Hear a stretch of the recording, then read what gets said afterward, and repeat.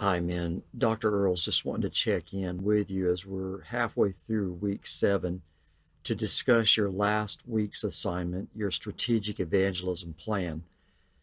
I just wanted to give some encouragement as well as some direction as to what you're going after with this paper. You are asked the 3 sections. You want to do a historical study on your church and its outreach efforts, answering section number 2.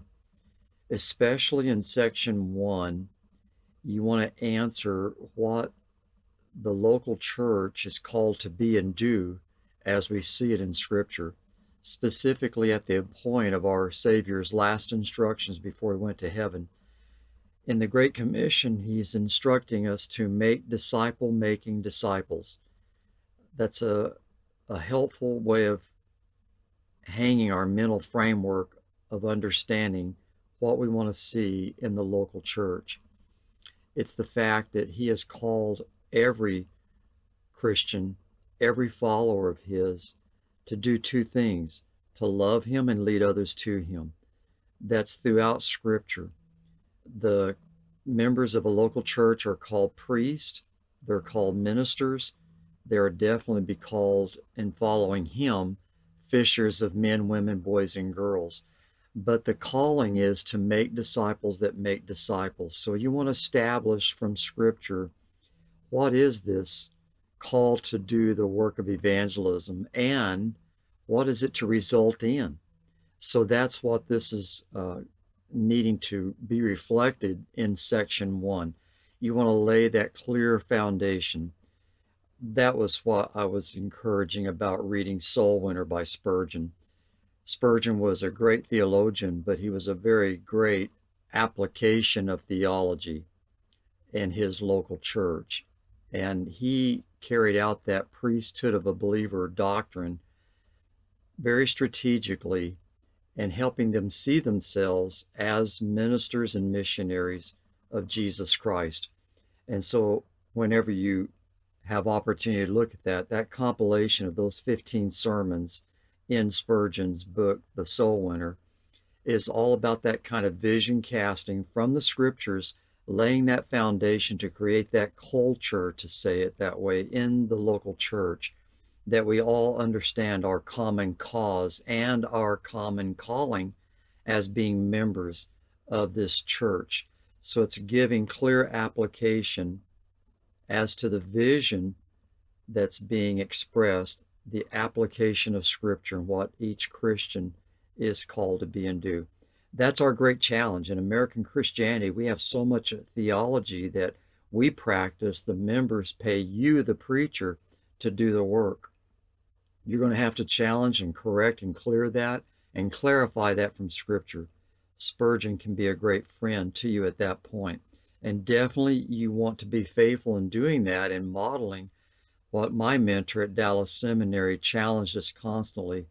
Interpretation without application is abortion. That's where we have so many anemic Christians and weak churches, because they don't understand this calling.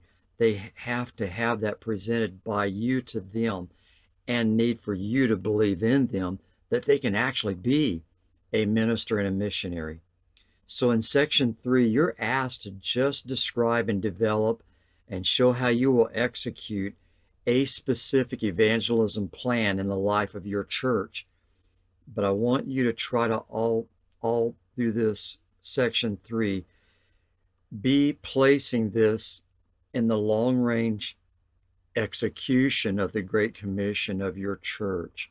So fit it in to that bigger picture of how you're going to sustain the evangelism focus and the practice of your people being ministers and missionaries. I'm out of the old school of church growth. My first dissertation was 1989 at Southwestern Seminary, and that was just in the heyday of church growth studies. And so I studied Spurgeon, modern church growth principles, and biblical principles regarding what is a New Testament church and what is the calling of that church to be and do, and as well each of those members that make up the local church. what is their calling to be and do as a part of that team. I just wanted to mention the fact that, yes, Rick Warren and others have received a lot of criticism.